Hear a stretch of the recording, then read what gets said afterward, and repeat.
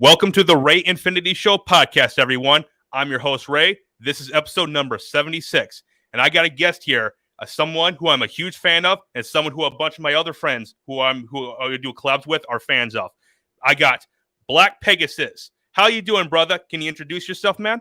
What's good, y'all? It's your boy, Black Pegasus. I'm over here. I have my channel, Black Pegasus. I'm a hip-hop artist from Colorado. What's up, Ray, man? How you doing? I'm feeling great, man. I've been trying to get you on board because ever since Osiris told me who you were, I've been wanting to have a conversation with you. And finally we set it up and yeah, we're good to go. Yeah, let's get it, man. That's dope. Yeah, Osiris is my peoples, man. Stuck in the middle. Y'all gotta check him out. Heck yeah. Yeah, I do a whole lot of stuff with him, and he told me who you were, and so I started watching your stuff, and I actually really enjoyed it a whole lot. Nice. Heck yeah, thanks. That's awesome. All right. Yeah, so you're a hip hop artist, right? A rapper? Yep. So how did you get in? How did you become like that? Become a hip hop artist? What was your decision to become a hip hop artist? Well, it was a process. So essentially, if you want to talk about the inception, I hear hip hop at a young age, right? I think because I was in Germany because my dad was stationed on an Air Force base. One of the first hip hop songs I ever heard was Vanilla Ice, Ice, Ice Baby, right? So, time starts to pass, and me and my brother would watch MTV, and you start emulating what's on MTV. Then, a couple of our friends came over. They had records. My dad had a record player. We see the instrumentals on a B-side, and some of our friends yeah, this is how you freestyle. And we're just acting like we're rappers. You know what I mean? Hey, man, And honestly, the act of acting that, and then eventually stepping into shoes where I met my buddy. He's the partner on my podcast, Don Wannabe. We met at work. We were writing rhymes back and forth. And one day I'm at a party, a house party. He gets on the mic and freestyles. And then and that's the moment where he gives me the mic. He's like, just do it. Do what you've been doing at work. And I was like, oh, and I started rapping and never stopped, So that was kind of the basic process. But yeah, after freestyling at parties and battling and stuff like that in the late 90s, early 2000s, we started recording. And once I started recording and doing concerts, people came to the concerts. That's when I was like, hey, I want to chase this and try to make this something real. Yeah. I watched your live, was about a week ago with you and your buddies right there. Okay. Oh my God, you guys can rap, man. You did it great. I could never imagine doing something like that because I'm awful at that. I have no chance of that. But what I saw, I was really impressed. So you just did it on your own without any practice or anything like that. So you just started. You just was just in your head and you just started saying it. Yeah. So what I've been working on recently, and I used to do this when I was young. So it's all improv.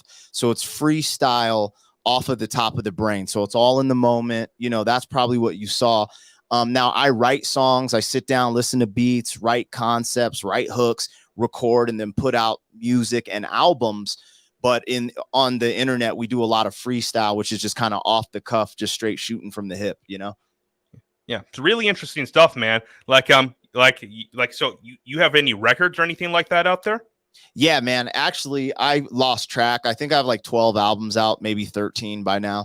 But I have a bunch. If people want to check it out, it's on all digital streaming platforms. I just dropped a new album called Love of the Game. And yeah, man, I got a bunch of albums. I've been dropping. My first album came out in 2003. So I'm 42 years old. So I've been doing this for a long time. Yeah, and I saw on your YouTube channel, you did something with Mad Child, which surprised me a whole lot. I didn't know that you did anything like that. It was actually something pretty cool. Yeah, Mad Child's the homie. I actually, on the low, I'm releasing a single called Plandemic in November with him and a dude named Stevie Stone. Well, I got to check that out when it comes out then. Yeah. But before we get started with this, before we get started in the full-on conversation, I want everyone to go. Please check out the Ray Studios merchandise so you can go buy some stuff because I finally released it, and this is some really cool stuff. I got everything from shirts to even drinking bottles and even a coffee mug, and also this is probably my favorite one right here, the Ultimate MAGA shirt. This is by far my favorite one. So everyone, if you want to get any Ray Studios merchandise, go to springtea.com. Link will be in the description below. I can't wait for you guys to start. I'm looking at what I got down there. Okay. But yeah, like so you said, from what Osiris told me, like when you started your channel, like you talked a lot of politics, but because he told me that you were getting a lot censored in a whole lot of ways, so you didn't do it nearly as much. You started doing some like other types of things, so, and like you started getting way more views after that, correct?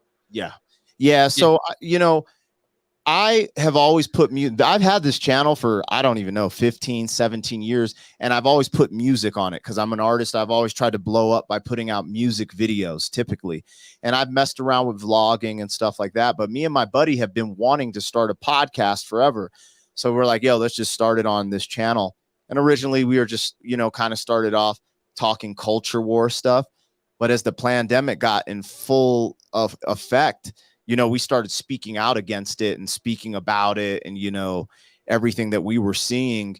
And like I got strikes on the channel. I'm lucky I'm not demonetized, to be honest with you. So I've gotten strikes, got the shadow bans. But, my thing is I am an entertainer.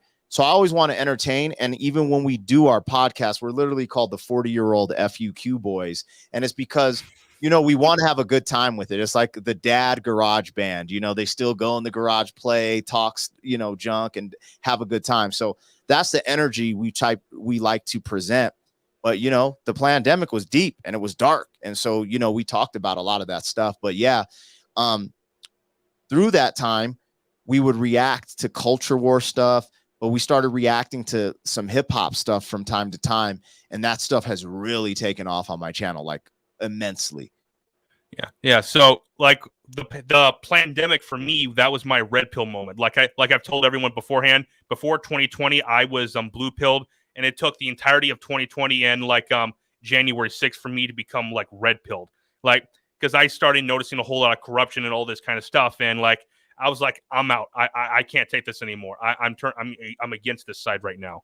So yeah. So were you a Democrat? Yes. Face like just straight. Oh, that's interesting. Yeah. So I voted Democrat, and I would say I'm more before 2020. I was more blue pill than red pill, but I've always had red pill in me. So I got exposed to Alex Jones in 1999, and me and my partner, because we didn't have a website in 1999, we put Infowars.com on the back of our album as the website. So like I've kind of been red pilled in that sense of like being awake to elite and global agendas and stuff like that.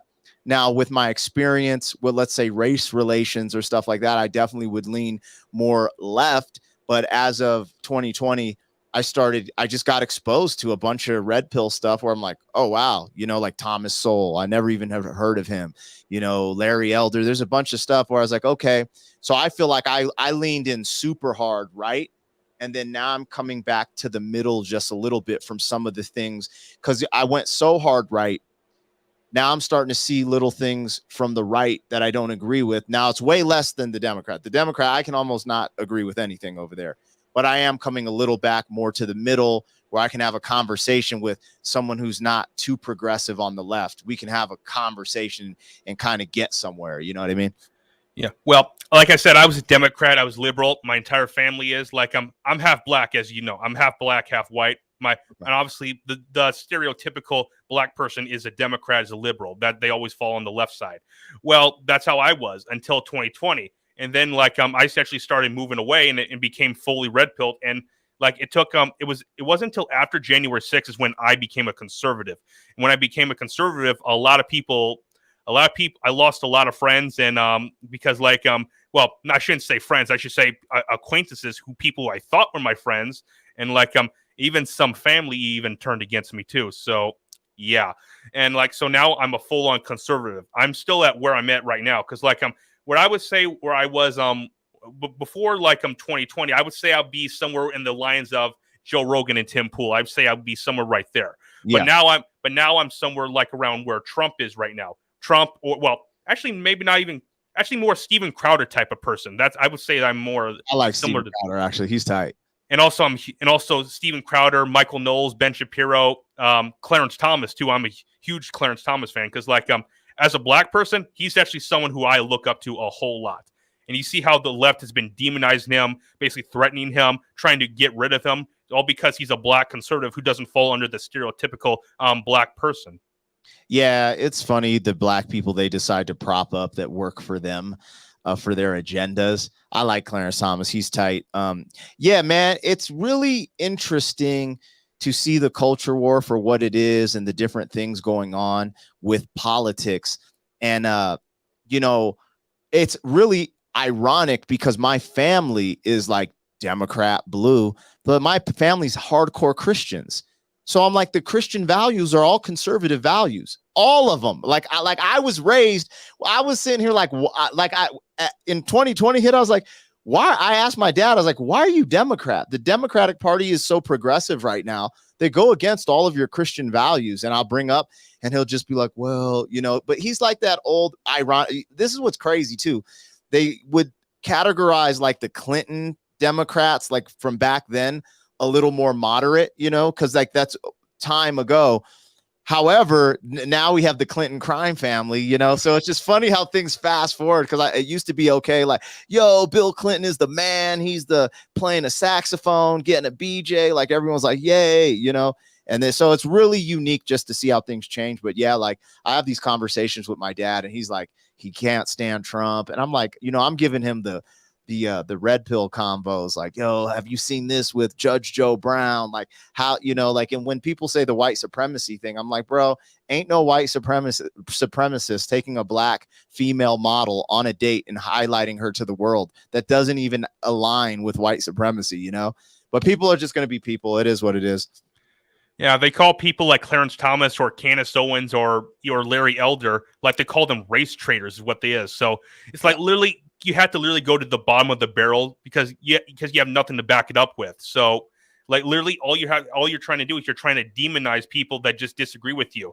And like this gets into one of the topics I wanted to talk to you about is like how do the left and Democrats, how do they hold this position over like black and Hispanic communities? Because like as you know, like I said, the typical stereotypical black or Hispanic person is a Democrat or a liberal. It's pretty obvious with that. Yeah. But if you really look at something like the majority of black people and the majority of Hispanic people are actually Christians. Like me, I'm not religious. I'm spiritual, but I've become more religious. I'm on my way to becoming Christian on the way. Like I believe in the Bible and all that, but I'm not there yet. But I think I will get there. I'm just not right there at the moment. But like particularly down in the South, if you look like all the Hispanics down in Texas and Florida, they're all Christian, and like a lot of them are Republicans. If you look at them, especially all the Cubans and Venezuelans, because we know what happened with Cuba and Venezuela, Fidel Castro and Chavez. So yeah. Yep. But yeah, and also like if you go to like Tennessee, like the majority of blacks down there, they're Christians, and a lot of them are actually conservative values. But even a lot of those ones, they vote Democrat, which makes no sense to me. But then when you look at it, like it's like because like the thing is the left and the Democrats, they have control over all the institutions and all of it. And like literally what they do is they feed all these kind of things into there and basically it almost brainwashes a bunch of these people, and that's how they fall in line under this area. At least that's how I viewed it. Yeah, so I think that the left has done a very good job of propping up black people. They had Obama. That was like the striking blow where it's just like, but there's all these little culture war things, like even simple stuff like Kanye saying George Bush doesn't like black people. This stuff resonates. And this is what's weird too, is because I didn't have my mind open I didn't know any of this. So I don't know how it was hidden or how during the Trump run, that's when I started to realize it, because I wasn't a Trump fan in 2016. I was just kind of like, whatever. I never hated him, but I was just like, whatever, with him specifically. But when it was Hillary versus Trump, even then I was like, back then I was like, I can't vote, because I was like, I will never vote for Hillary ever. But this Trump dude, he's kind of being boxed in as this, that. I actually thought he was like racist at that time because of all the border stuff. I didn't understand the clips were being taken out of context. I didn't go down the rabbit hole. So I'm just like, like whatever. So that's where I stood. But one of the things that I saw with the media that they did so well was they made sure to never cover black people during the Trump rallies, and that he had black supporters and Latin supporters. And when the black Republicans, I didn't even know there was any such thing as a black conservative until end of 2019. And so I was like, I actually got kind of red pilled, and I'm not going to say I'm like, and if I could just keep it totally blunt, man, this whole liar pants on Pfizer thing, that's the only thing that has me effed up with Trump. Like I'd be like, yo, I'm voting for Trump again, because I voted for him in 2020 straight up. But this whole the whole shot thing, man, he's got me thrown off with that. And like, do you follow Anomaly at all? You familiar with Anomaly? I believe so. Yeah, I believe so. Yeah. He's conservative, and he runs in the circle with Bryson Gray and Tyson James, but he does a lot of political commentary. And I kind of align more with what he says a lot with that whole thing, where it's just like, hey, man, like there has to be a separation from state and corporate, or, whatever you want to call it, these corporations and lobbies with all of our politicians. And that's the one thing, I do look at Trump. I'm like, yeah, he is an outsider to a degree. But the whole Pfizer thing just kind of made me be like, man, what's going on here? Because there's still a lot to come out with that. And, my thing is just people have a choice. If you want to go get the thing, go get it. If you don't, you don't. But the push like that, like it literally opened the door to like tyranny in America. This whole Pfizer thing, a lot of the mandates now that was brought in under Biden's watch, but the whole warp speed concept. And that's what kind of scary to me, because the first thing that scared me, I was like, I'm voting Trump. I voted Trump in 2020, but he said little things that scared me. The first thing he said that was scary to me was he's like, yeah, we're going to have the military distribute the shot, And so like, I don't have much qualms with Trump. Like, look, no one's perfect. All of our politicians have got some shit right and some shit wrong. I'm absolutely against Joe Biden. I'm absolutely against the Clintons.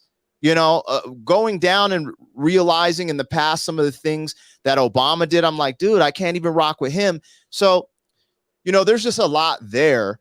And there were things that like Trump did that I'm like, yo, it's cool. I rock with this. I don't think we'd be where we are right now as a country under Trump, but I don't think it would be as good as people think it would be. I think it'd be better than Biden, but us shutting down our economy and rocking with that, letting the governors shut down the economy in so many states, all that stuff set us back, the mandates, the blah, blah, blah. And if that would have went on under Trump, we would have still had the issues we face. I just think he would have been more economically driven. He wouldn't have shut down pipelines. I think he might have had a better relationship with Russia, blah, blah, blah. Anyways, I got off track. They're good. No, man, say what you want.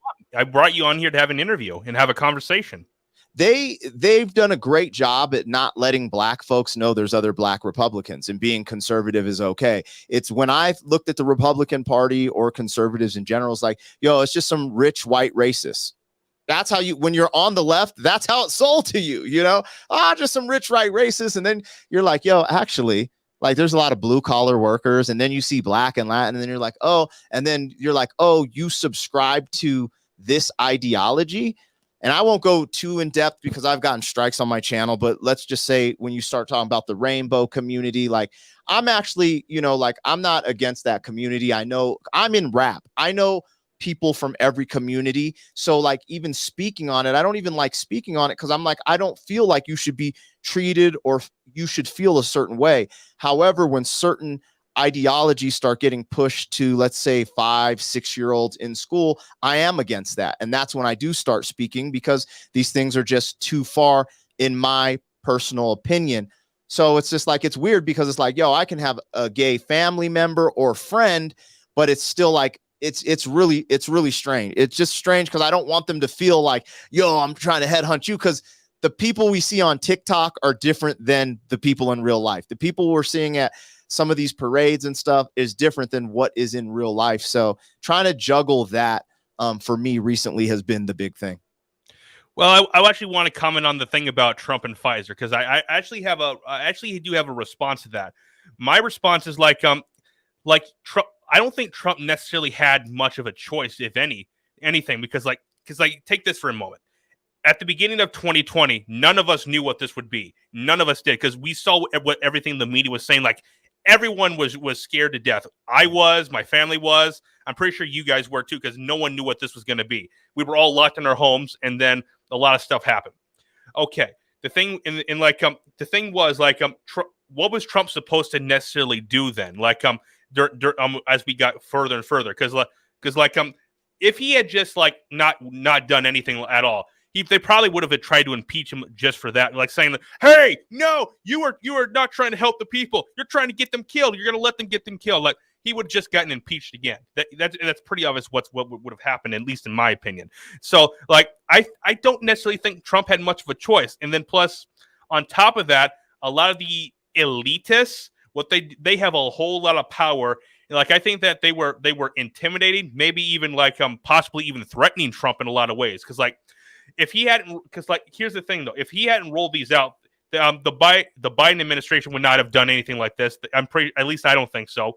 I think Metalopoly in the comment section said it best. He was a little too naive in my opinion too. He was because like he was just trying to get something done. I don't think he was really like looking at it too much. Like he said, that is a flaw. I agree with that. No one is perfect, but at the end of the day, I don't understand. I don't see what else he could have done to do it any better. And like when we talked about governors being shutting down, like as you remember, that's not necessarily Trump's fault, because guess what? That's state powers, not federal powers. And personally, I do not want the federal government impeaching on states' rights. That's why I'm a huge fan of Roe v. Wade being overturned. I'm pro-life myself, but I'm glad, because I do not want the federal government having any more power than it already has. Because that, right, to me, is a states' right issue. Well, with Trump, here's my arguments with the whole thing. One, it's almost like the point where the left and the right did the high five to us, right? Because I look at us as we the people. I don't really look at us as the left or right paradigm, red, blue. It's like, yo, we the people, we make these decisions. And I thought it was interesting because the one time the left started praising Trump was for the V. All of them. That's the one thing they do give him praise for. So I always got to go back and look at that. I'm like, there's something there. Even when Fauci and CNN is like, well, Trump is telling his base to go get it and do this, and they're not listening. There's something to that. Now, I agree with you, because politics are politics, right? Just saying politics, we kind of get it, right? However, I'm not upset with him about, like, look, you're a political figure. I just wish there would have been some more proactiveness for the people. Now, this is where it gets sketchy, because this is where I agree with you. One, I don't care if he puts out the V. I don't believe in it. We could go on for days about that, but I don't care that he puts it out. But because he fast-tracked it and put it out in the way, and it's not him, it's like the powers that be, right? But he's the front guy for it, right? So he puts it out. I don't mind that. But it went out of control when it got in the hands of the left, and he got kicked out. Because I don't know if he would have been like, hey, it's your choice. It's this, that, and the other. But fast tracking it, there's an issue there. But that's where I question the connection with the global agenda. And this is why. I saw Trump do the World Economic Forum speech. What did he say? America first, F you. I'm like, that's my boy. Like, that's tight, right? But then I start looking at the way the shots were pushed globally. He's like, warp speed, America. Like, but I was like, all of us got the shots around the same time. So even though it seemed like we were getting something first and we were going to be aggressive, but I was like, dude, every country pretty much got the shots at the same time and then forced them on everyone. So there's just something there and then the biggest thing for me in Trump, the biggest thing isn't that he fast-tracked this thing and is trying to take all the credit for it. It's his stance on it in this current moment, that he's still pushing it. And no one could acknowledge the side effects at all. No one could acknowledge that people have been hurt in his base and other bases. And, just taking a step back, being like, hey, we're looking at things. And the other thing that he's setting himself up for, just like Alex Jones says, the more credit he takes for it, if this thing does take a pitfall, which they don't want it to have a pitfall, because the V's are the future of humanity. They want to get them out faster. It's just a great hustle for pharma. But essentially, if we do get our fingers on all of the data, we start putting things together, he's going to be the main fall guy for it. They're going to use that to blame him. So, I'm more just upset with him still pushing it. Like, it's just like, bro, and not pushing.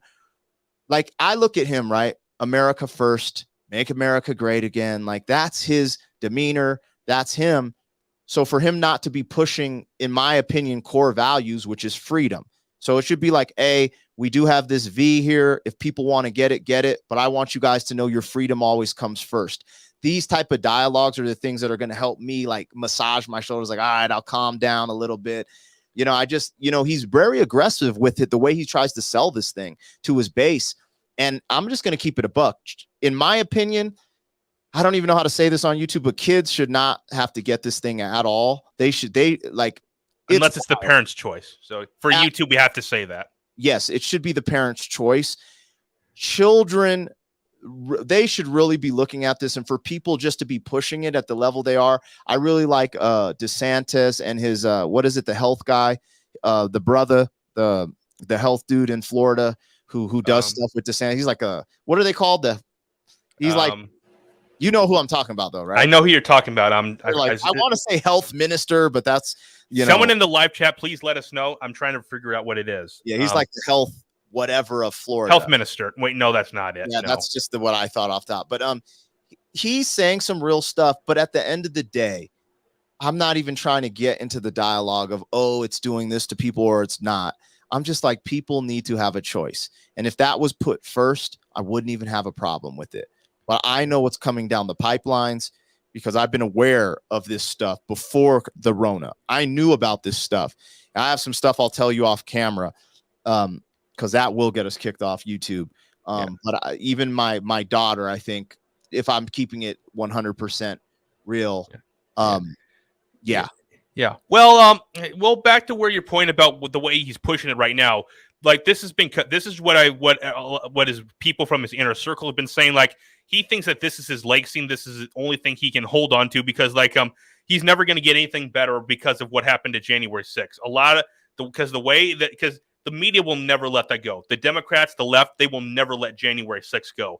So the only thing that Trump, from what people in his inner circle have been saying, this is the only thing he has because it's gotten us back to our lives. Supposedly got us back to our lives so far.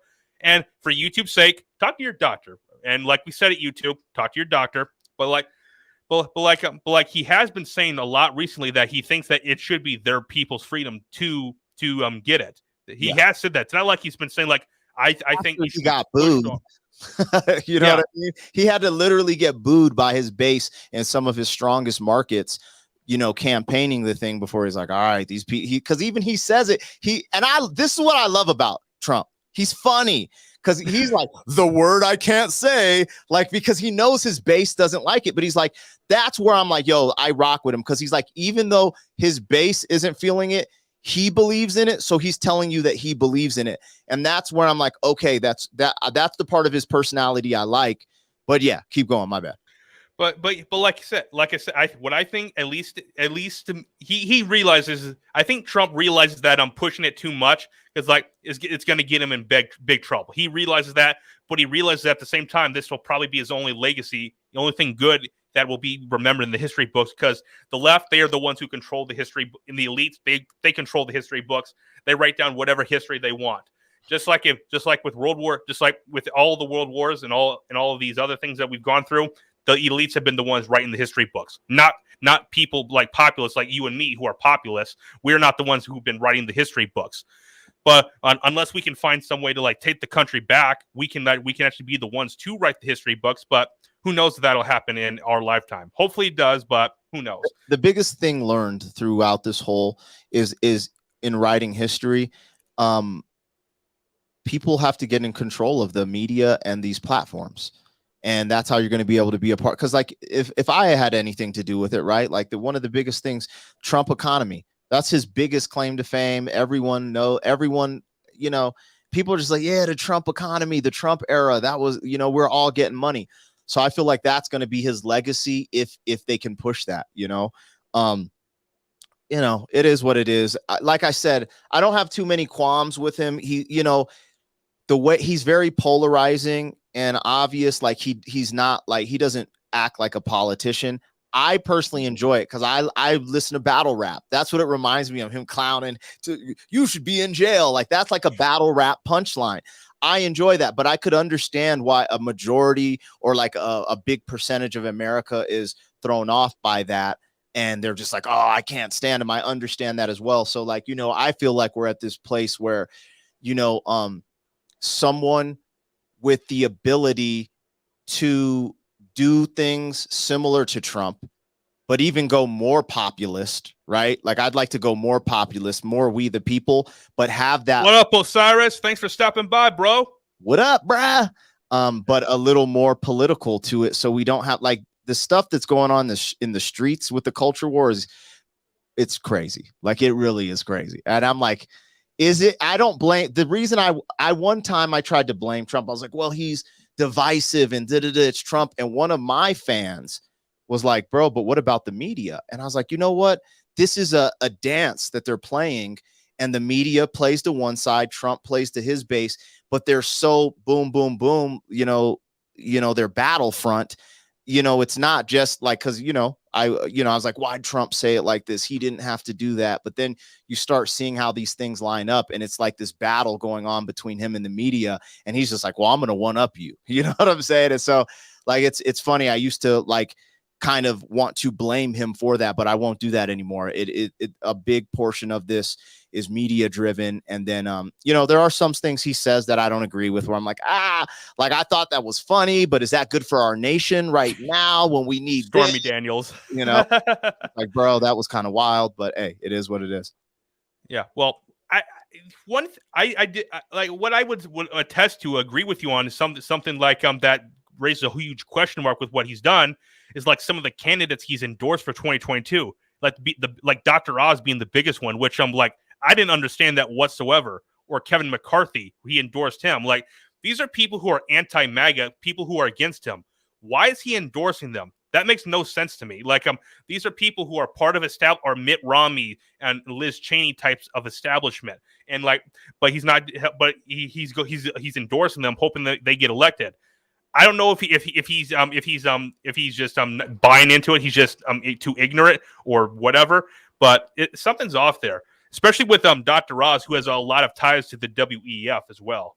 Yeah, well, and we all know this is political, but like my biggest qualm is like, bro, we're letting out Kodak Black, Lil Wayne, and there is no real talk of like Julian Assange or Snowden. And I was like, if anyone was gonna do it, it could have and should have been Trump. And my thing is too, like, I'm like, how deep are these political ties and these agendas when a president going out guns a-blazing can't even get that done? Like, I don't know, man. Like, we're in a very unique time.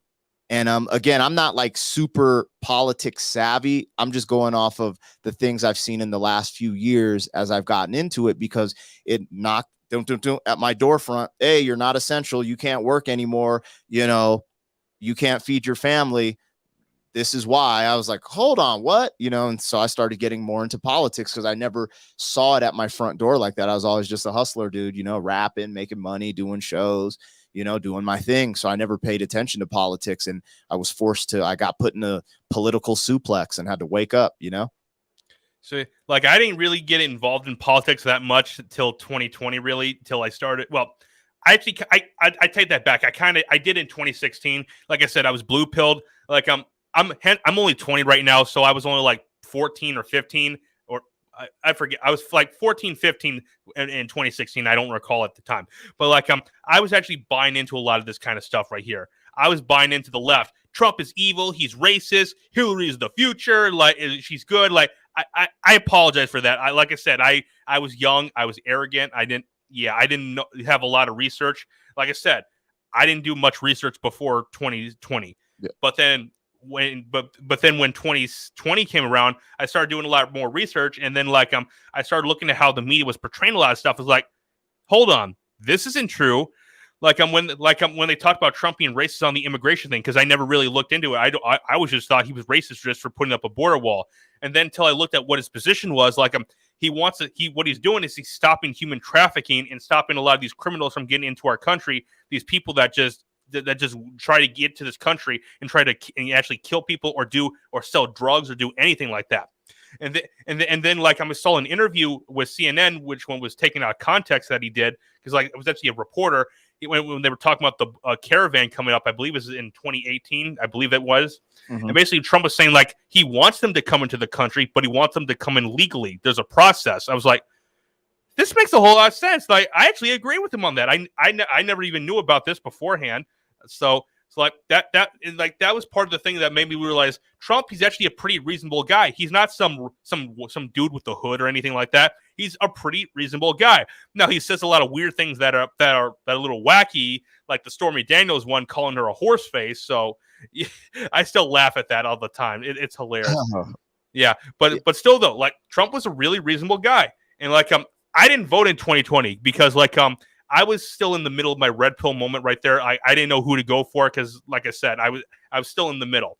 And then it wasn't until after January 6th where I became full on red pilled.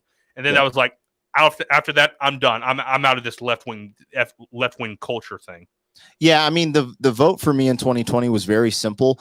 I watched all the debates, I watched all the interviews, and Biden didn't do many interviews, but he did do one interview. And the thing that I was like, dude, this is just no brainer to me. He said his big push was, I'm going to get control, or I'm going to get control of the Rona, for lack of saying the C word. But he's like, I'm going to get control of it. I'm going to mandate masks. We're going to put shots out there. And he wouldn't say he was going to mandate the shots, but he implied that's what he wanted to do. That's all he had to say to me. I was like, cool, I'm not voting for you. I will never vote for you. I'll never vote for that ever. And Trump was saying the opposite. And, that's who I was rocking with. And, I do sometimes think you never know, the Ukraine, Russia stuff might have been inevitable. Like a lot of my people who know more than me say it was inevitable, but under Trump, we might've had some better outcomes there. Maybe some, his relationship with, I believe, the Saudis, like a lot of different things that I think could be playing in our favor right now that aren't. And when you're coming out of a freaking pandemic, you want access to all of the favors you can get. You want you know what I mean? You want everything they're doing. And that's what's really unique to me, because I'm like, they're talking about we're in a recession, but they're like, no, we're not. I'm like, dude, we are in a recession. That's what the numbers say. Like the definition of recession, we are in one, but just for politics. And that's the part of politics that is very infuriating. They think we're idiots. They think we're dumb. And, to me, the Democratic Party is pushing everything but what the people really need. We came out of a pandemic. The first thing focus should be people's health and our ecosystem, meaning our financial stability. How do we get back to where we need to get to? Every decision they make is collapsing the dollar, is not helping our health. And so, I have fundamental issues with the system in general, and I'm not no anarchist, but just the fact that we can't say, hey, people should lose weight, we should take vitamins, we should do this will actually help you against certain things. We're still pushing only big pharma stuff. Is just incredible to me. So yeah. I'm not sure if you're aware of it, but are you aware that the Saudis, the thing what they're doing right now, they're actually considering dropping the US dollar and going with the Chinese yen now, so that they can start selling oil to China instead of the US now? I mean, I didn't know that, but none of this surprises me. Like we're like in the middle of a very rude awakening for being on top. Now we still have, this is what's funny though. This is the craziest to me, because we have a lot of resources at home that we're not using. A lot of resources. Like we're an untapped market for a lot of resources that we're not utilizing, but they'll just act like we don't have anything here and we got to do this and we got to do that. So, this is where it's like, maybe it's because I'm not in politics. Like the one thing I learned, so I'm a rapper and a promoter, and I'm like, let's say there's the beginning rapper down here. There's me. I'm pretty high up there. But Live Nation, Lil Baby, the Baby, Lil Wayne, they're up here. I'm here. And this is the beginner. The beginner doesn't know what I know about promoting, the industry, contracts, publishing. They don't know what I know, but I don't know what these MFers know. So like when I look at politics, I try to see it through that lens sometimes, because I'm sure, I'm not saying I don't know. What I'm saying is these global people and these politicians have plans. Now, I don't know if they're like play chess and they're all thought out 5D chess, bro. I don't know all of that. But there's a plan, and there's a reason these things are unfolding the way it's unfolding. It's not just like, yeah, haha, this will never happen. It's like, yo, so they have a plan either way. I don't know the answers with it, but I don't personally, I would just be like, yo, the next, 3-4 years should just be focused on America. We should rebuild and get strong, not just give our resources, help all these people, do all this nonsense. It's that simple analogy. We've all heard it. When you're in the plane, the mask drops, you put yours on first, then you put it on the kid. If you put it on the kid first, you might not get it on them and die in the process. You got to be able to breathe first. We should be first. We should be focused on American people, American economics, getting our stuff back on track. Then we can go attack the world, or not, for light of like, not attack the world, but help the world, let's say, or whatever we need to do. Yeah. My buddy Carlos said it best to that last line. He says, like, yeah, you want to help your neighbors out, but your house comes first. If you can't help do your house, there's no reason to go help your neighbors out. Like you may like them a whole lot, but if you can't keep your house stable and everything, you're not even going to have a house. You're not even going to have a place to live. That's what's happening right now to this country with the southern border. Like, yes, I actually do like immigration, legal immigration, but we can't keep taking the world's all the world's people into this country. We just can't stabilize it, especially with all the homeless problems, how big the homeless problem we have right now, especially in California, New York, and et cetera, et cetera. Pretty much in all the big cities around the country, it's full of homelessness. So yep. Why should we be the ones taking care of the entire world, but we can't even take care of our own right now? What's crazy with immigration, and this is going to sound nuts, but this is what I honestly think. Let everyone in, but it has to be through the legal process. Like, because with the legal process, we could build America up with certain things, and letting everyone in would be crazy. But with the legal process, it would technically stop letting every person in, right? But it's like, I get it. Like, if there's refugees, if people are seeking asylum, like, we literally have wars on the other side of our border with these cartels. I understand why people want to come here. But if we could get people to get here the proper way, because, when you do it legally, you learn about the country, you learn about the Constitution, you get your Social Security card. All these things are done in a way where we can, utilize people together. Because then I look at it like this. I'm like, yo, well, why are you getting perks that I don't get? Like, you over here getting the fast train because it's like, I might have a cousin who wanted to be here. He's in line and you just cut the line. You know what I mean? So like, because you guys want to know, it's crazy. I don't know if Osiris is still in here, but I'm actually really good friends with Immortal Technique and R.A. the Rugged Man. And they would disagree probably with me on most of this stuff. And I still haven't really had a conversation with Immortal because, I wasn't this political when me and him were like touring together. And now I'm just getting a little more political. And, I don't know, man, there's a method to the madness, but I'm like, these things don't have to be these huge issues. We could figure them out. But it's like you said, it's like, hey, when you're just letting random, like, because that's the other thing, going through the process, getting the best people over is always a good thing. And then also sifting through stuff like people with criminal records. Like, I do believe people should get a second chance, but I don't know if that second chance should be here. You know what I mean? So. Yeah, my buddy Carlos, he showed me and Osiris and like an image of like a caravan, like they were walking towards the United States. But the thing was, they were carrying a flag. And it was the flag of like their country. And like me and Osiris, told Carlos this, is that this seems like an invasion. It's like, when the military, like whenever they go into battle, they always carry their country's flag. It's like an invasion, like they're intentionally coming to wipe us out. But like I said, like if they had like the American flag and they were walking, I could at least say like, hey, these guys are patriotic. They want to come to this country. They love it. They want freedom. But the fact that they're waving their own little flag while they're doing it, it's almost they're trying to like invite like bad stuff in. That's really what it feels like to me. Yeah, I mean, I'm gonna keep it real, man. Like this last couple of years, I've started having a problem. Like I'll see people. And I understand being proud of your heritage and us being a melting pot. I think you should be very proud of your heritage. But I'm one of the people, I'm like, yo, I can't even wave a Mexican flag or a Cuban flag or a Jamaican flag without waving the American flag. The American flag is literally why I'm like showing off my culture, because it helped me get to this level. Like it's the fundamental. And the other thing is, even though America has it's not perfect, America, fundamentally, the concept behind it is people uniting. We're all created equal. And it's an experiment. Yeah, we started during the slave trade and there was racism and all these different things.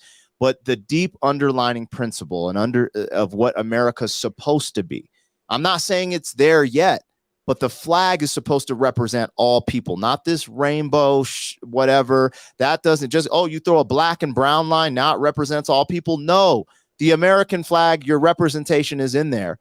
And the reason you have a rainbow flag is because of America. The reason you're like, oh, I'm proud to be Jamaican is because, like, I just won the championship, is because you're on American soil, the land of the free. And it's just so wealthy. And you're able to have all these opportunities to prop these things up. So fundamentally, I'm just like, I've ran into some racial things where I'm like, damn, that sucks. It's like, why do people have to be like this? But at the end of the day, I'm not going to go burn an American flag because some people are a certain way. Like, my thing is the big picture.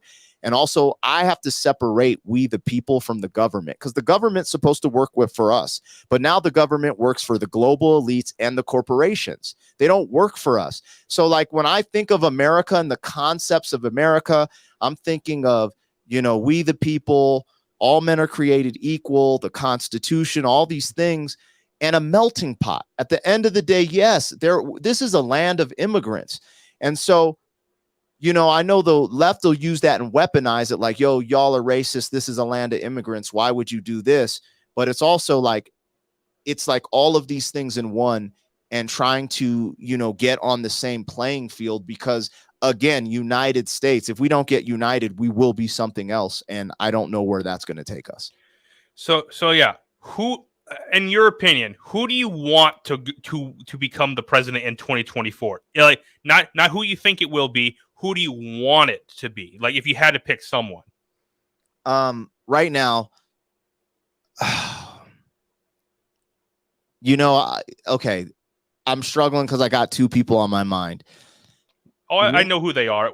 Everyone knows who they are. So, well, I might switch it up. I go more like Osiris's route. Like, I'm liking Dave Smith way more and more because he's just a little more real. He's just more logical with everything, in my opinion.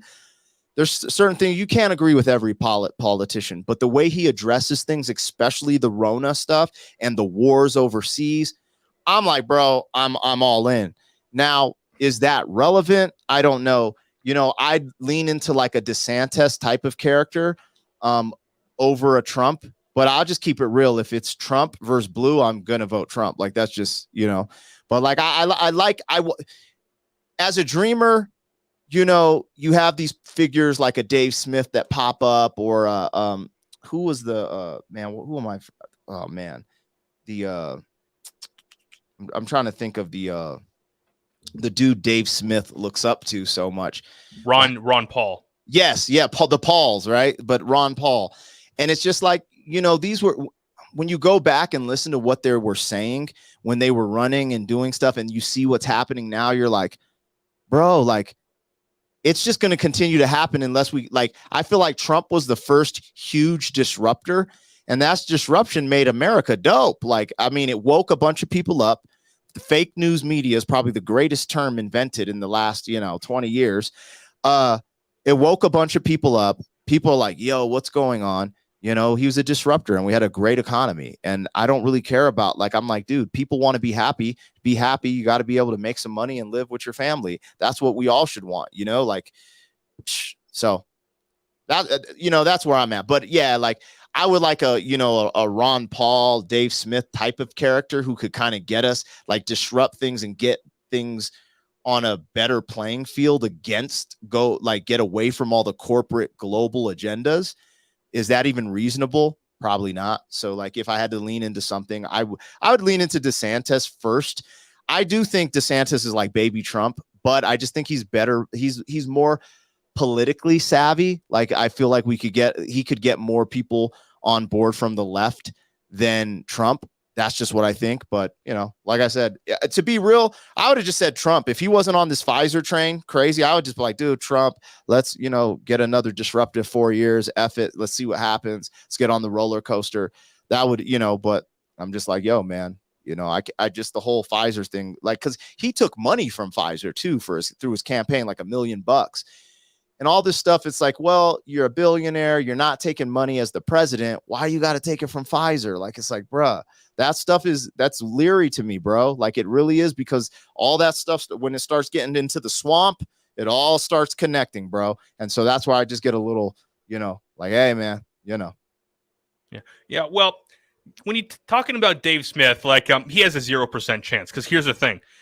Whether anyone likes it or not, who you would want, not who could.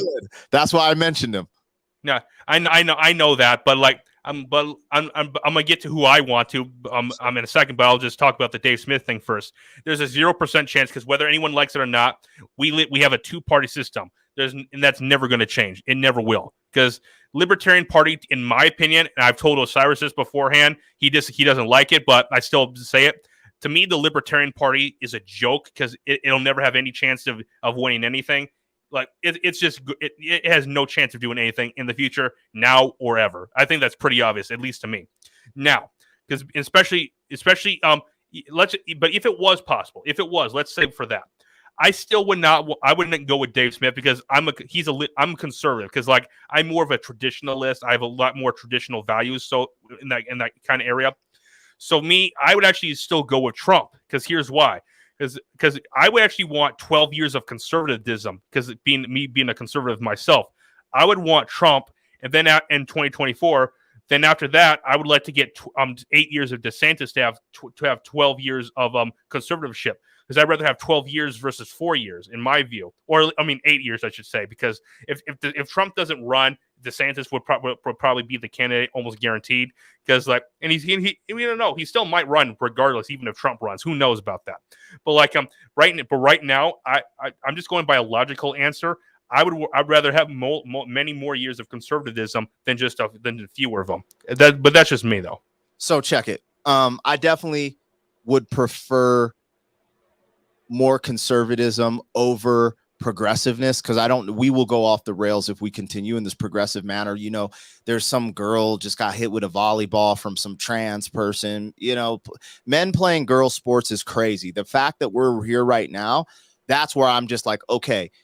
And I understand what you're saying. Now, when I say Dave Smith, let's take his name out of there and say a figure like that. Now, first and foremost, you're probably right with the libertarian stuff, but me being, an artist and kind of coming from nothing, I never believe in impossible, but the chances of are super rare. I absolutely agree with that.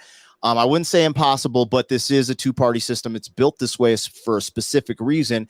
And that third party, if it could get to that level, it would shake up the system, I think, in a good way, in a way that we would need it. And that's why it probably wouldn't never happen. But I never like to say never. Now, the reason I wouldn't first personally go with like Trump or DeSantis, and I went with like a figure like a Ron Paul or a Dave Smith, is because of this. I'm actually have more conservative values than I have anything else. And I'm more of a traditionalist.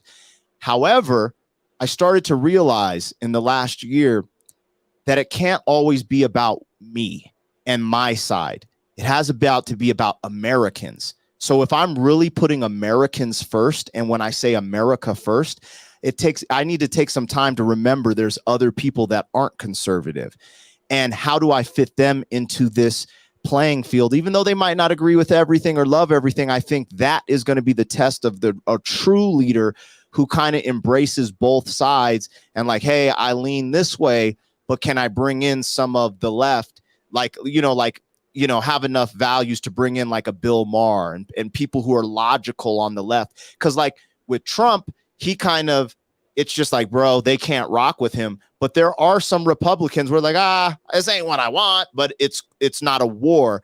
And I think it's unique, but there is this concept of America. And I think Trump just gets a bad label because I think he was there for the LGBT community, all these different things that people try to act like he wasn't there for, when people like, Biden and these other regimes were literally like against gay marriage. So it's really funny when you see that.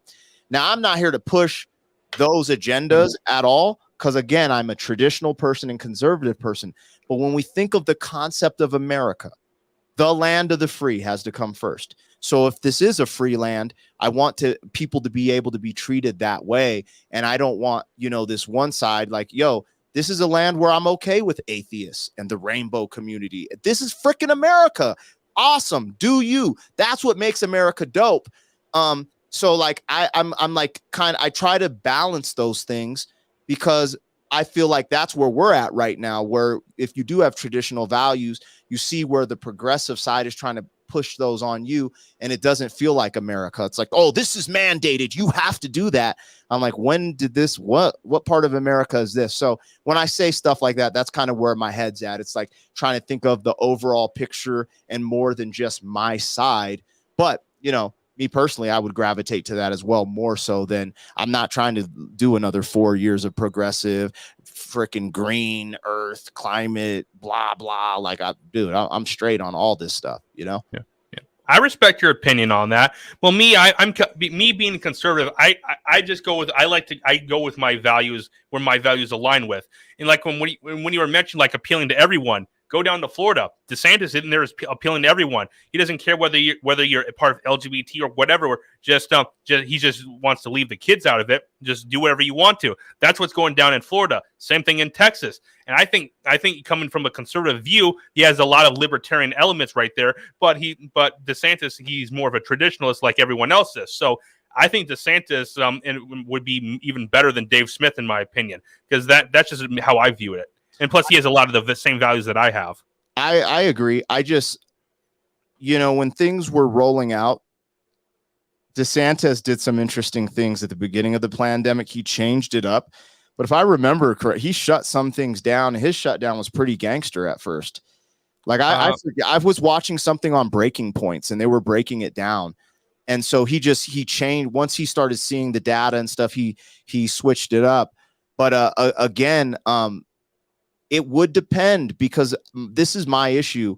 The Republican Party hasn't given me everything where I'm like, and neither parties, right? But like, for example, I live in Colorado, right? And I know people who are leaving Texas for, to treat their kids with CBD oil. And I'm like, dude, we're in America? Really?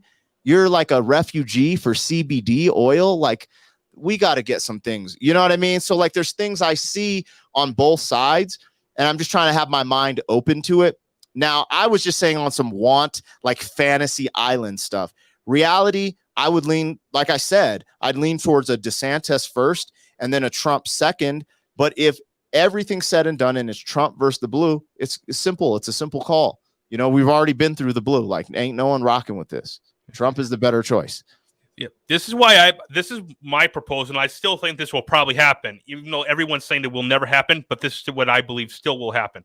I think DeSantis will in fact still be Trump's VP in 2024 if Trump decides to run. It's like, here's why. Everyone tells me that it's impossible because they're both alphas. And yes, they both are alphas, and they're the two big dogs. What I think would happen is they would both come together and realize that if we put the two big dogs, which are us, if we put us two together, there's no way we can lose. We have no chance of that. And I think it would guarantee pretty much Trump would be elected president. And then following that, DeSantis would be elected president the next 2 terms. I mean, possibly, but they would go hard after DeSantis with aligning with Trump. The other thing is, I think it's a dangerous play. I could be wrong. But Trump needs all the alliances he has, and having a good governor like DeSantis. Like, dude, if DeSantis goes, Florida would go blue, but there's possibilities. And so this is the crazy thing. Now, I'm not going to say this on your stream, but let's just say elections are trustworthy. So you get a blue dude in Florida, and then look at Austin, Texas.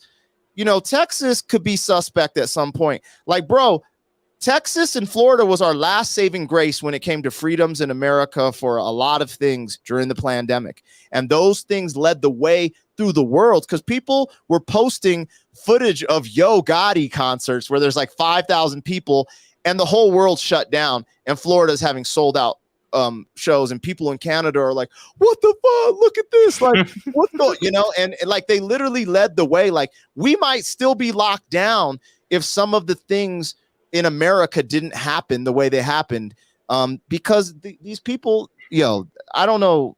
We're literally in the matrix. I'm guessing they want the dollar to collapse. I will guess they want us to have 100% dependency on them. And they did their job. They're taking out the middle class. They're taking out small business. And without small business or a middle class, that's the only thing that makes America, in my opinion, that's the only thing that makes America different than any country is the middle class. The middle class is the buffering system. In every other country, you pretty much have the rich and the poor. But in America, you have the middle class. And this is why people come here for opportunity, because just to become middle class it's so opportunistic. People don't, because people in America are so entitled. They haven't seen what is in other countries. I've been to China. I've been to Colombia. I've been to Mexico, Belize, you name it. When you want to see, people like, well, look at Detroit. Yeah, it looks pretty bad, but still, bro, they have buildings. Even though they're abandoned, they still have buildings. I'm seeing people live in mud huts in Colombia, mud huts with tin roofs, I'm like, bro, you guys don't even realize, even if you're in an abandoned building, how much better you have it. And with our buffering system, when that buffering system is taken out, see, the left will be like, eat the rich. But what they're doing is they're taking out the middle class, and there's literally going to be rich and poor. And then America's not America anymore. It will not. Once the middle class is gone, America will not be America, because that buffering system is what makes us. And I don't see a middle class like we have here in any other country. Europe kind of has this vibe where it's, modern, but I'm telling you, I don't see what I see in America in any other country, and I'm pretty well traveled. Yeah. And like, speaking of Florida, Osiris and I have been talking about moving there. Both of us have been having conversations about that. So like, yeah. And then plus on top of that, DeSantis, if he does run, a lot of people would be pissed in Florida because they do not want him leaving there. Because DeSantis is by far the best governor in the entire country. It's not even close. He is by far the best governor in this country. And like, I would hope he stays there for as long as he can, which means he's going to wipe the floor with who's the against the Democrat candidate. I don't even know who his name was. Yeah, DeSantis is going to wipe the floor with him. It's not even going to be close. And so what if DeSantis does leave, run? The possibility of a Democrat governor being put in Florida goes up dramatically. I completely agree with that, but because it's more about DeSantis than it is about Republicans. Like, so I could see that, but. Right, but do I think Florida would automatically switch to blue overnight? Like, if that happened, no, it would not. It would take like at least an entire an entire election cycle. It would be at least 2024 or 2028 if that would happen. But I don't think that will. It's like I think what I think is happening is, like, a lot of these red states, they're becoming solid red states. Like, it's pretty obvious. Texas, Florida, Georgia, Tennessee, like Oklahoma, pretty much all those red states. Like, it's been coming pretty obvious that they're going to become staying red for at least a long time, if not permanently. Now, there's some that will, like Mississippi, Alabama, Arkansas. Those states will stay red for permanently. California and New York, on the other hand, will stay blue permanently. We all know that. So what I think is best to happen is like DeSantis should stay and will probably become the vice president. I think that's what's best, because at least we'll have a chance, some power at the federal level. Now, what's going to have to happen though, if DeSantis does leave the governorship in Florida, what has to happen is the Republicans down there in Florida, they have to find a suitable Republican candidate to replace DeSantis. They'll probably not find someone who's on DeSantis's level, but at least find someone who's somewhere close to it, so we can at least get something like that there in Florida to remain there. So yeah. Yeah. Now you said something to spark my brain to your first question to me. You at the beginning of this, you asked, how does the Democratic Party control and have so much of the Black and Latin vote? And you just started the answer just popped into my face right when you started naming off the red states. And that's why. It's because all of the red states are the southern states typically that had slavery. So they sell these ideas that, because they're Republican, that's how they're able to see. This is what's so crazy. They sell it like that. The Democratic Party, like, all the southern states that wanted slavery, so they have to be racist. But in reality, the Republican Party was the first ones with Black, Latino, congressmen, senators. It took the Democratic Party like 50 years or something to catch up to that.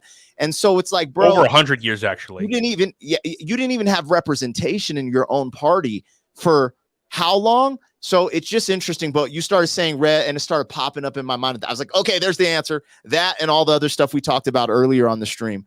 But yes, so there you go. But yeah, like there are certain, in my opinion, there are certain states that will stay red forever. They'll never go blue, and there are certain states that will stay blue forever, and they will never go red. New York, like like California, New York, probably Illinois, New Jersey, Washington, Oregon. Those will stay blue permanently, at least in my opinion. The only ones that will have any chance of turning red are probably Wisconsin and Michigan, and at least that's how I viewed it.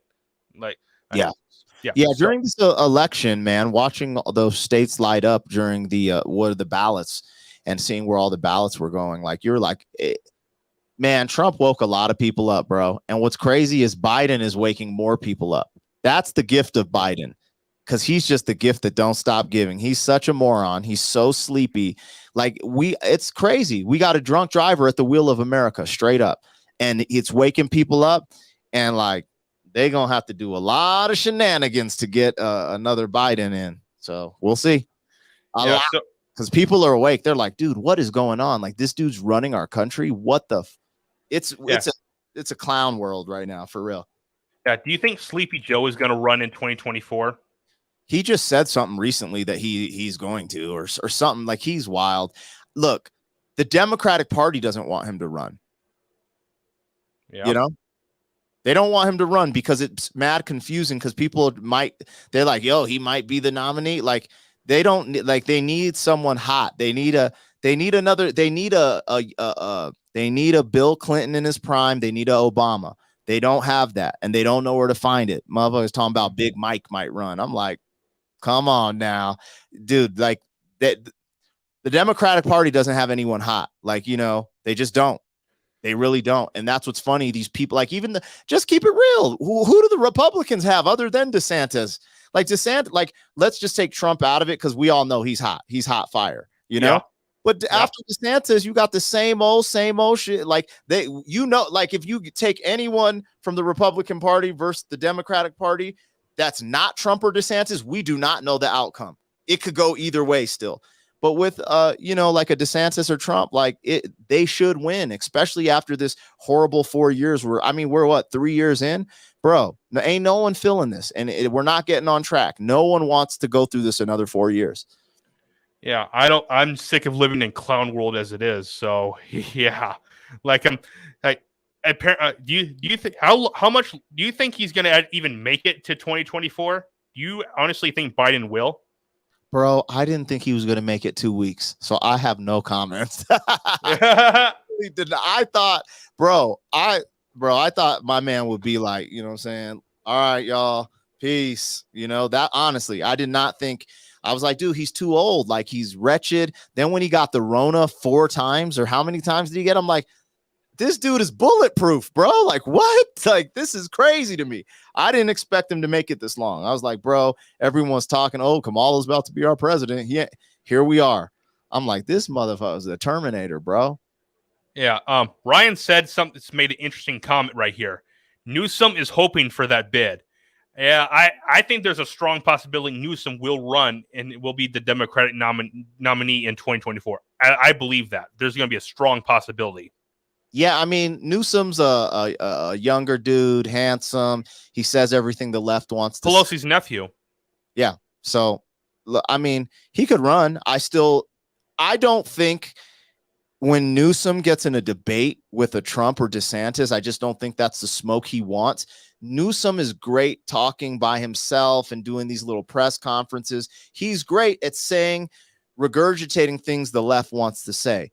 But a lot of the things that the left says isn't battle tested. It's not ready. And that's also one of the reasons Trizump, I think he could have even though in my opinion, I know why he lost the election.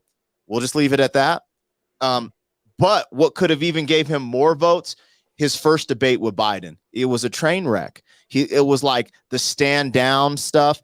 Like, yeah, I get what he was saying. I know the Proud Boys aren't racist. I know they're not a white supremacist group, but who else does? So he should have just disaffiliated himself. Certain things he could have just stood on. He was just cocky. Like the whole everyone's calling him a racist. I went down the rabbit hole. This fool has denounced racism 20, 30 times. Well, guess what? Denounce it 31 more times and let's take this title home, baby. Why couldn't you do that in the first debate with Biden? You know what I'm saying? He could have. It is what it is. But, those extra suburban moms that he needed to get to vote for him, he lost not denouncing racism and by whatever else I just said about the Proud Boy stand down thing. They ran with that stuff, man. They ran with it. Like, he told a white supremacist group to stand down. He just should have disassociated with them. He should have just been like, I don't even know who that is. I don't want anyone to hurt anyone.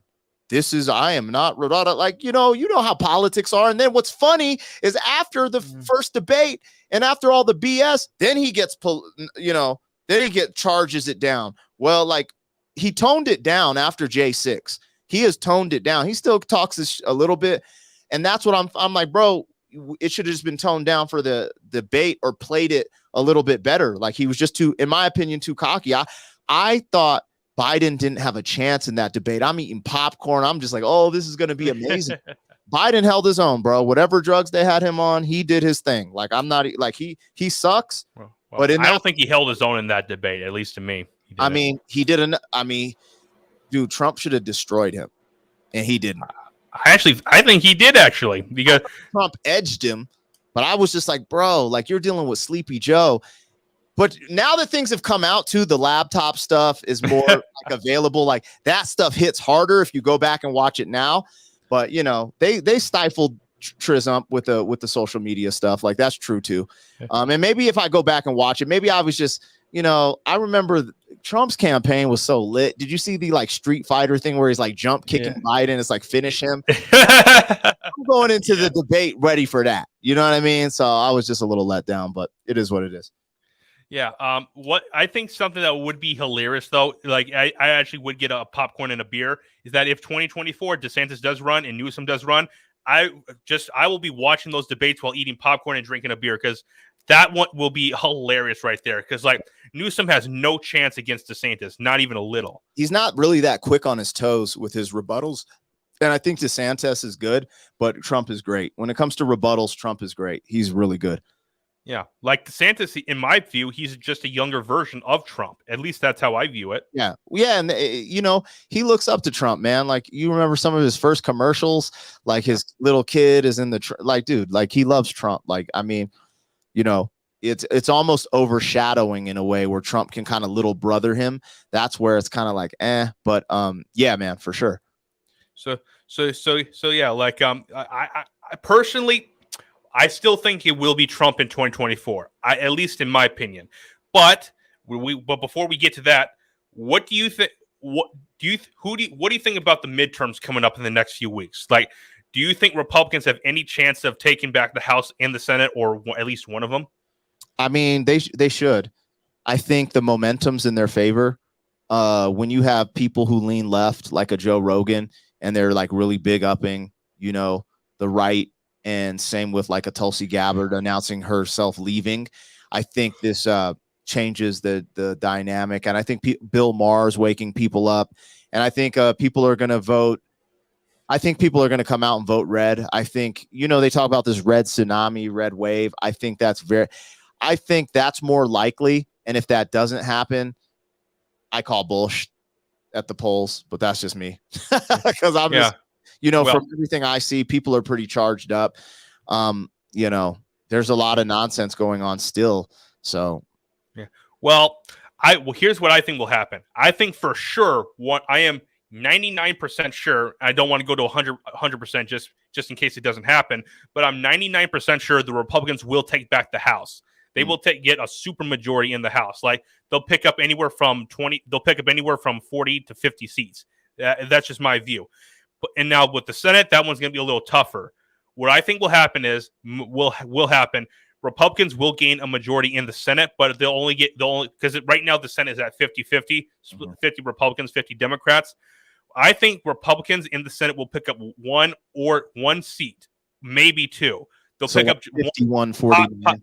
Yeah, they'll pick up one seat, maybe two. That's how I've seen it. I could see that. And what's funny is like whenever, man, what was the topic? I haven't been talking culture war and politics as much lately, but I remember there was a topic coming up. I'm trying to think if it was on some type of gun right or whatever. And it was just like, I just remember everyone coming out and they put up a list of all the Republicans who voted with the Democrats. I forget what the topic was. And that's the problem. Yeah, it was the gun right. This is why I'm telling you when I'm like, yo, I'm going back to the middle because these freaking Republicans, and maybe they're like, oh, well, they're rhinos. They're not MAGA Republicans. I'm like, bro, I don't care. Cause it's like when you look at one side, this is the side, this is the side. And if we don't filter those MFs out, then, and I'm choosing this side and they're still voting against me, I can't rock with that. And I got to call it out.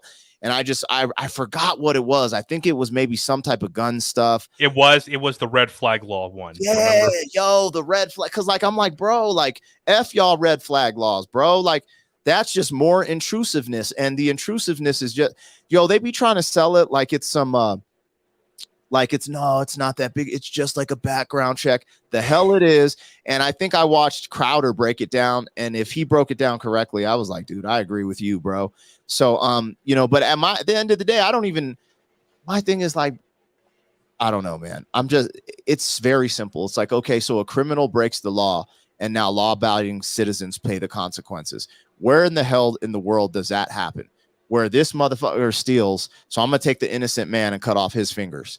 Like, what are we talking about? No.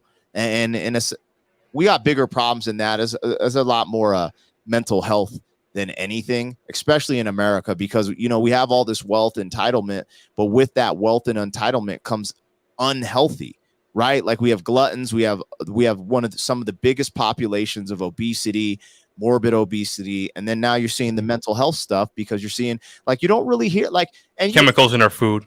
Yeah. The chemical in water turn the crowds. Yeah. Anyways, yeah, but like, where do we see, mass shootings of children, like in the way we see them in America, anywhere else on this planet, like it's super weird. Like, yeah, you have like suicide bombers and weird things going on, but like, let's just keep it real. Like a young kid getting strapped up, going and doing some hellacious things. It's really strange, and it happens more so here than anywhere. But I wouldn't blame it on the gun. Like that's just ridiculous, in my opinion. Yeah.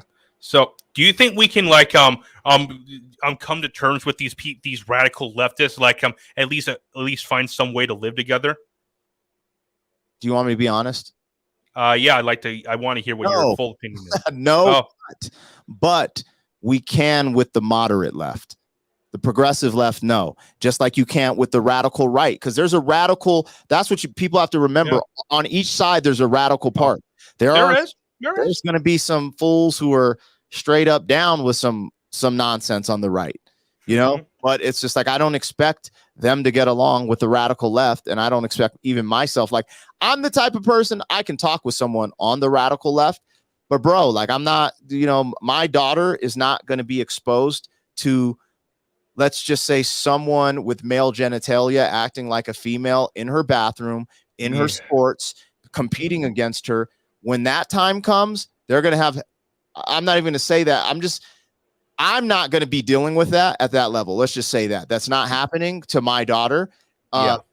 And if certain things go that route, I'll deal with them at that moment. But that's radical left to me.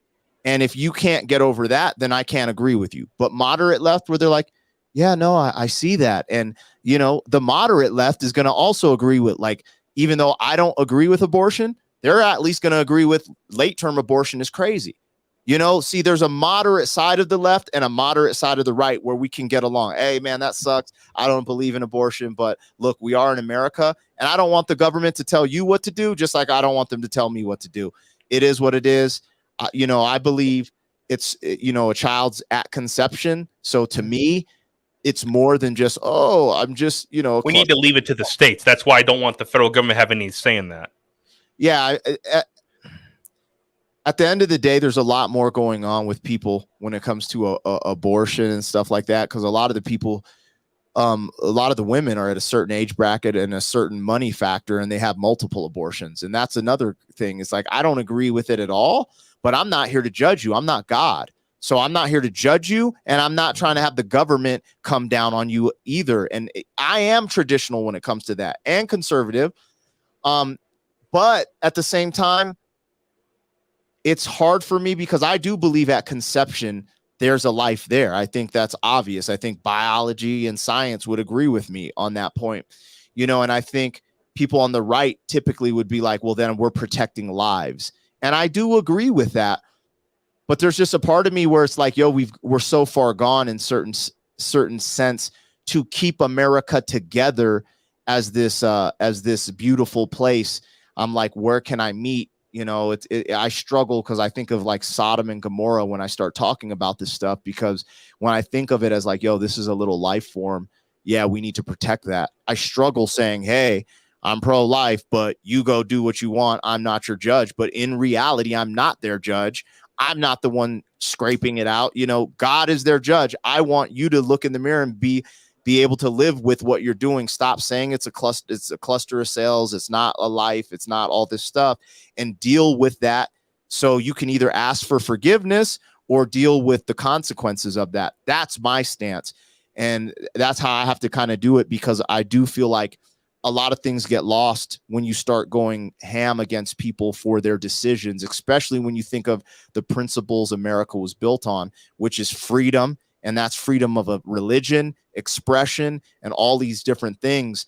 And when I go back in history, I think it was the Spartans, maybe not, but it's like people were like throwing deformed babies off cliffs and stuff like that. So these type of things have happened, even though I don't agree with them. So, or in Virginia, they do post-birth abortion.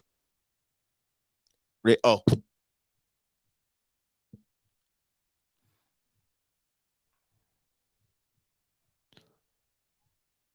can you hear me now? Yeah, but I can hear you. Yeah, okay, sorry about that. But like I was saying, was like in Virginia, they have post-birth abortions now too. So yeah, I personally, I don't think there's any way we can like reason with these radical leftists. So here's this question I have for you. Do you think this will revolve into a civil war? I don't think so. If it does, it would be planned out. So I think two things. One, I think Americans are very lazy and love entertainment.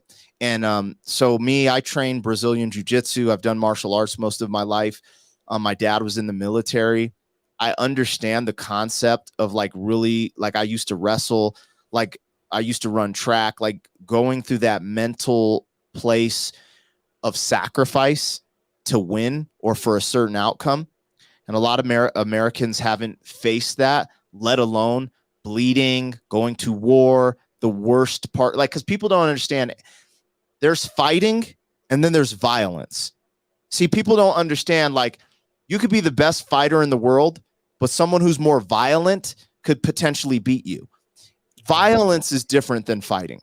And I don't think people really want or are ready for that. That's why you see these little clashes in Washington or here and there with Antifa and these people getting their arms blown off and stuff happening. You just went into like a war type situation, a very baby-esque war type situation, and you were faced with things that happen in those moments. And if you're not prepared for them, they scar you for life.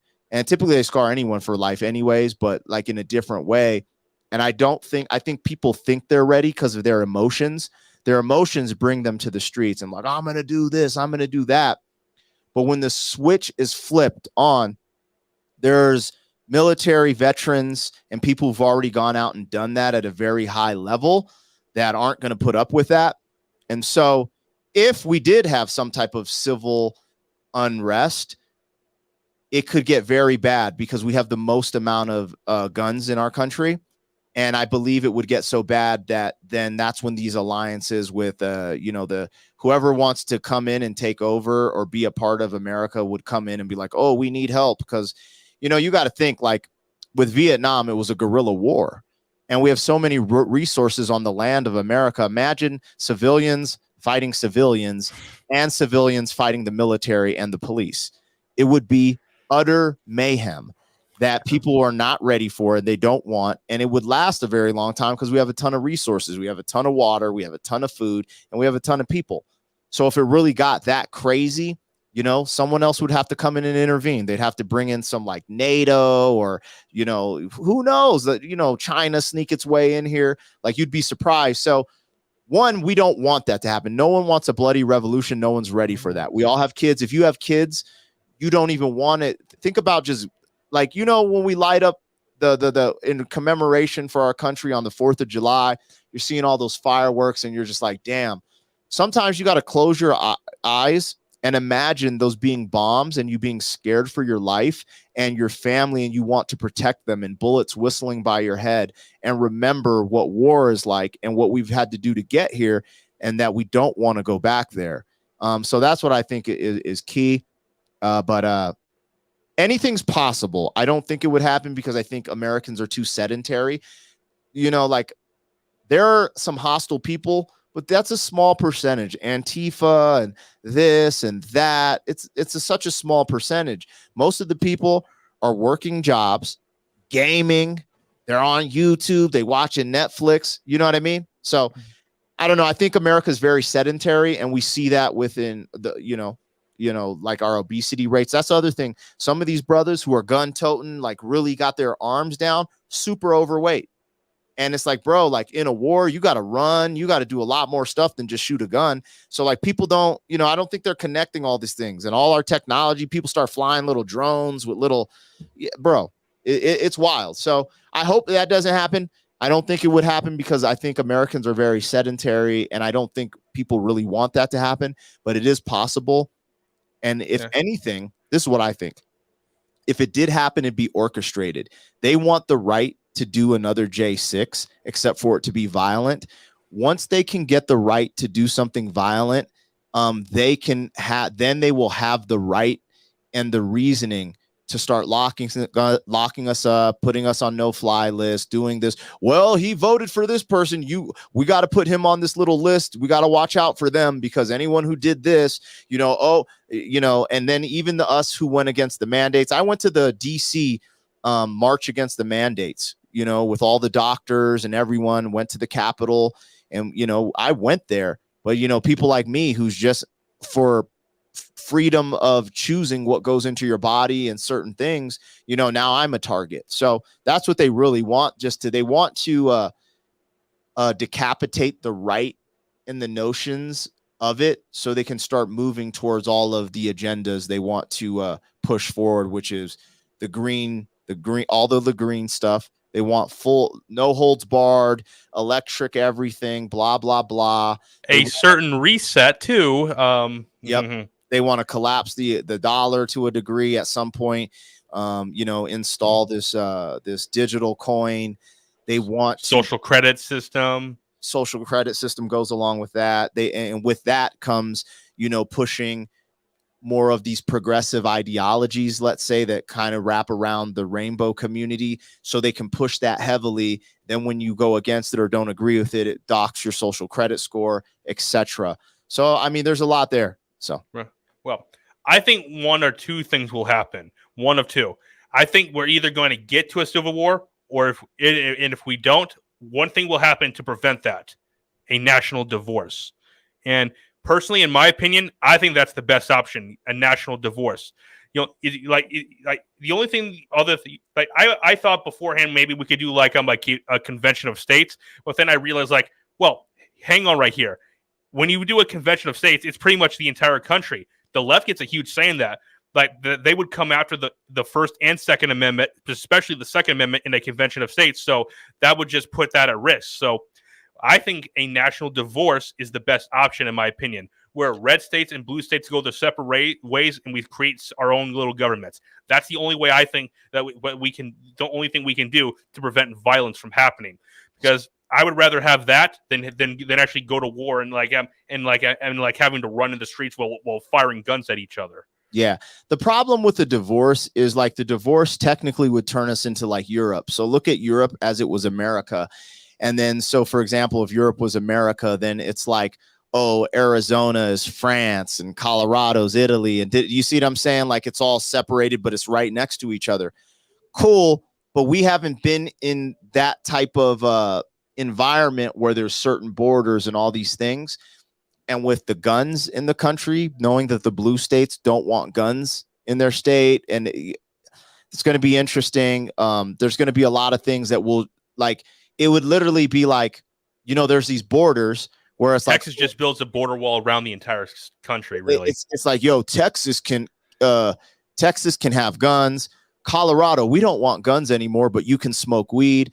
It's just, it takes away the whole concept of the United States as well. So if we had a divorce, it would no longer be the United States.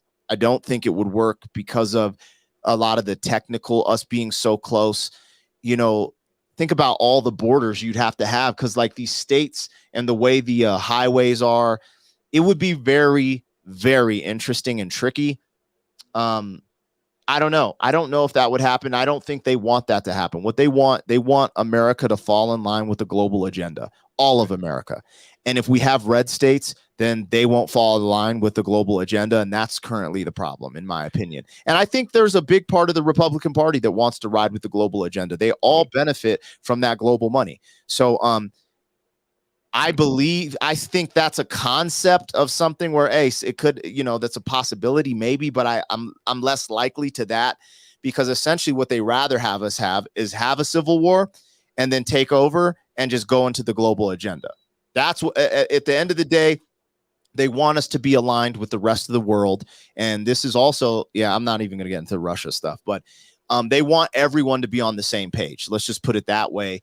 In a certain alliance, because people in the Middle East ain't going to be doing what America's doing, like people in Russia, but they want to try to get this global alliance where it's like 70% of this is on the same field, so they can move everything the way they want to move it.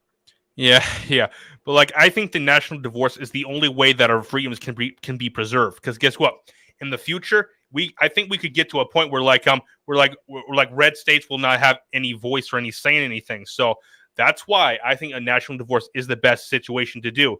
Like I said, Texas, if it happened immediately, Texas would build a border wall around the entire country, because they would be an entire country to themselves. Yeah. Because Texas, before they joined the United States, they were their own little country. Yeah. So I think they would just go back to doing that again. And so, what I think would happen is like it wouldn't just be like each state is like its own separate thing. What I think would happen is like there would be multiple regions, but a few states would merge together to form one region. Like Florida, Georgia, and like Alabama or maybe Mississippi would form like its own region, or California, Oregon, and Washington, they'll form their own. Nevada, Arizona, Utah, they'll form their own. Like et cetera, et cetera. That's pretty much what I think would happen. So, and guess what? If we do that, we would avoid violence. Because guess what? I'm a person that wants to avoid violence at all costs. And if it comes to that way, that's the only way to avoid it. Then we have to do it no matter what anything else. Yeah, facts. I was gonna say I got to get ready to go. We've done about an hour 30, and I actually had to call my wife and child and say goodnight. They're out in Georgia. We had a little bit of a family emergency out there, so I want to say goodnight to them. But dude, I enjoyed this talk. We should do it again. We should do a collab with Osiris. We should do a bunch of different stuff. It'll be fun. Yeah. Also, you also do with a couple of our other buddies, Carlos, Sal, and Adam, because they're mine and Osiris's buddies, and like I think you get along greatly with those guys. Heck yeah, man. Well, we'll make something happen, man. We'll stay in touch and we'll do something. I'm gonna get this thing streamed. All right. I'm gonna bring some people on. Okay. Yeah. All right. Before we go, where can my audience find you at? So I'm on Facebook and Instagram at Black Pegasus Raps, and that's RAPS. So you can find me there. I'm permanently banned from Twitter unless Elon takes over for real. I'm almost banned on TikTok. So find me at those places and on YouTube, youtube.com/Pegasus Black. And that's actually where I have the most traction and get a lot of engagement. So check me out on YouTube if you get a chance. All right. Make sure to subscribe to Black Pegasus there. Also, make sure to subscribe to my channel, Ray Studios, right here. Guess what? We're trying to bring everyone together, because we all need to stick together because we're all populace. So we need to stick together to go against the establishment. We need to do that. Also, make sure to like this video and also share this video too, so we can get more views and expose the channel, because my channel is shadow banned as hell, and we need to undo that. Also, follow me on all the other social media platforms and on all the other podcast platforms as well, including Rumble as well. All right. This has been Ray, and this has been Black Pegasus. This has been the Ray Infinity Show, episode number 76. Catch you guys later.